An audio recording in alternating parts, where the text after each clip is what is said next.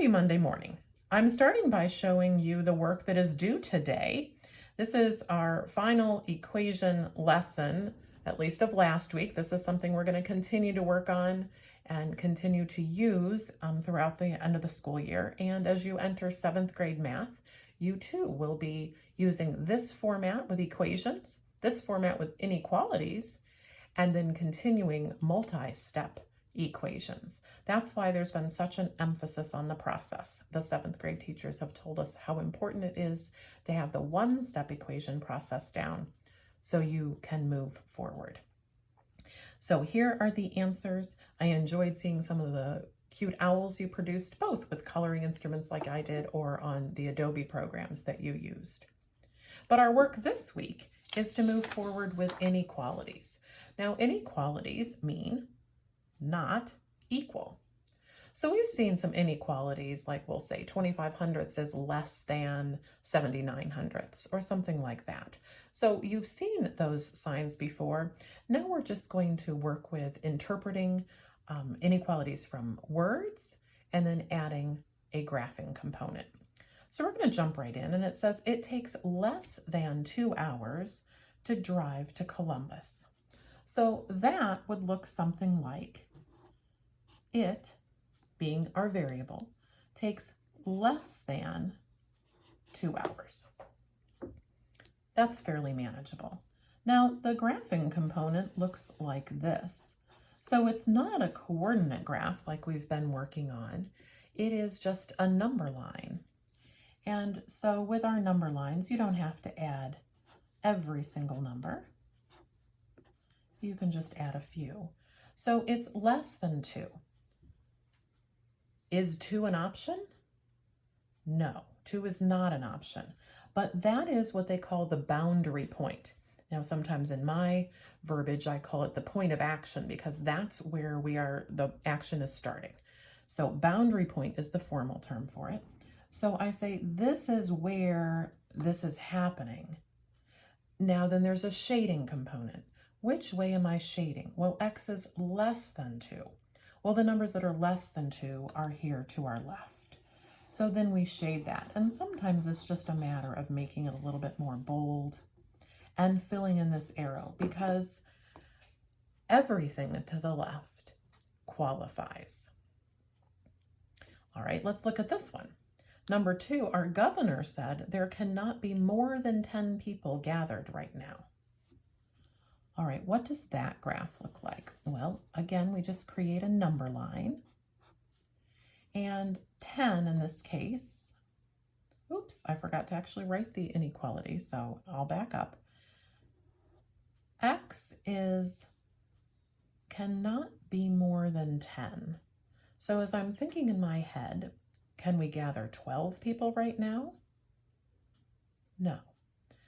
We're talking about 10 being the maximum, 10 being the limit.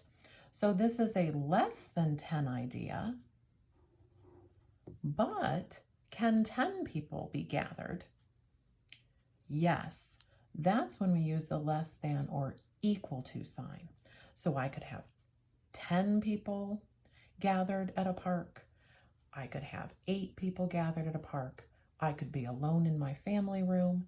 Anything less than or equal to 10 is possible. So I bet you're already on it, thinking that 10 is going to be our boundary point. You are right.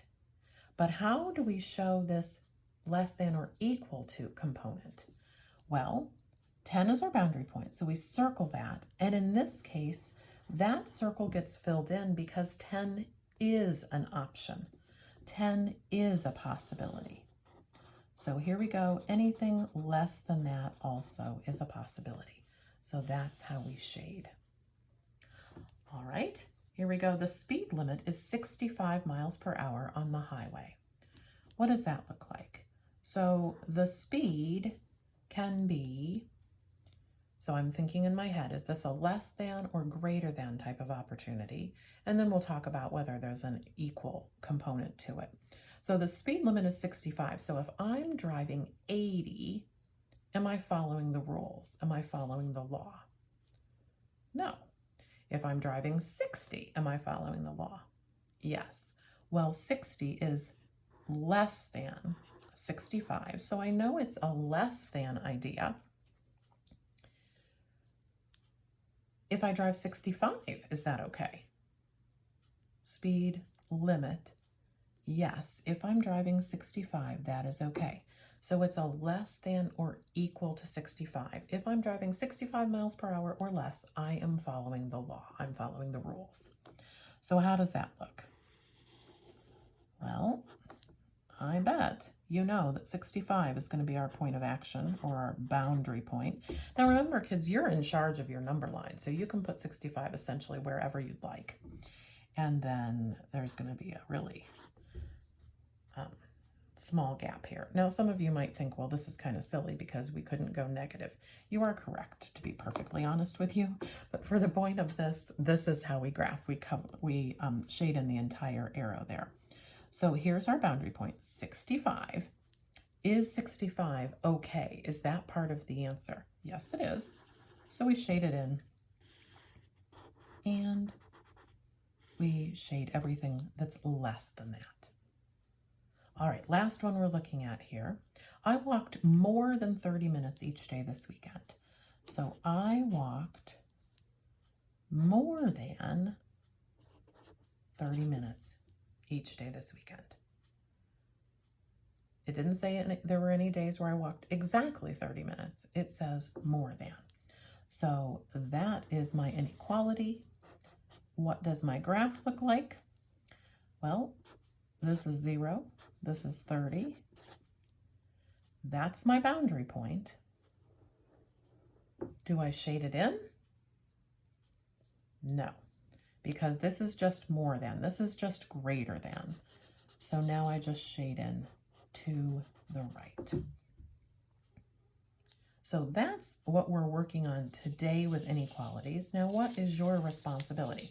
Well, good news. I'm going to start your responsibility with you here, and then I'll take a picture of these, and you'll get a copy of what I've already done, and then you'll just finish these. All right. These are not particularly labor intensive. I'm not going to lie, but this is the standard for 6th grade.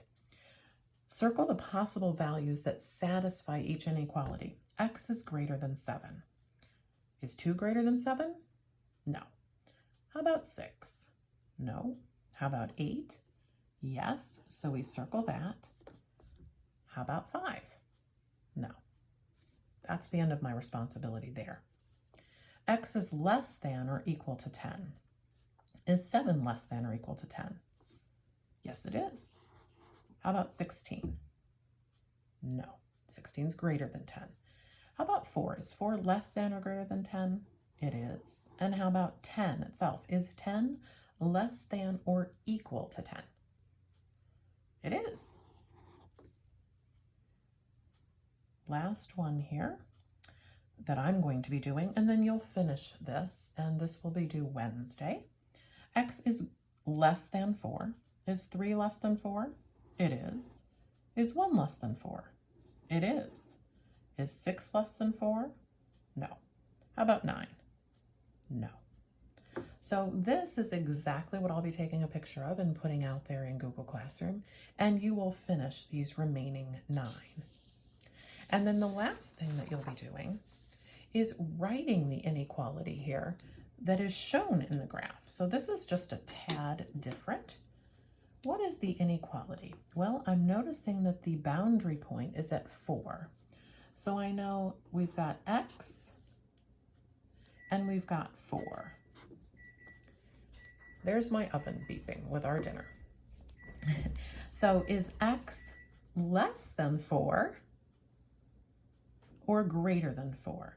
It's a little bit hard to see on here, I will tell you that, but I will help you out. It is bolded all the way down here. And you know what I'll do before I produce this or take a picture of it, I will highlight for you so you can see more clearly. So this is an X is less than 4 idea. Ooh, but this is shaded in. So that means 4 is a possible answer. So X is less than or equal to 4. All right, I'll help you out here on this one so you can be thinking while I'm shading this in so you can better tell. There's gray and black, and frankly, that's pretty hard to see on this copy which way it goes. So boundary point is here at -20. So again, I encourage you to just put your X and your -20. You know, that's the scoop. That's the important part there. And now it's a matter of we need to put in a less than or greater than sign, and then we need to determine whether it's less than or equal to or greater than or equal to. So this is being shaded, everything to the right, everything that is greater than -20. And then our last question is, it's an open circle. So that means -20 is not a possibility. So I am done. X is greater than -20. So you will be finishing these last 6 problems, and then you'll be taking a picture of both of these as you complete them and sending them back to me, attaching it to this assignment and sending those back to me. And I'll communicate with you between now and Wednesday on that. That's when these are due. All right. I hope you are doing well.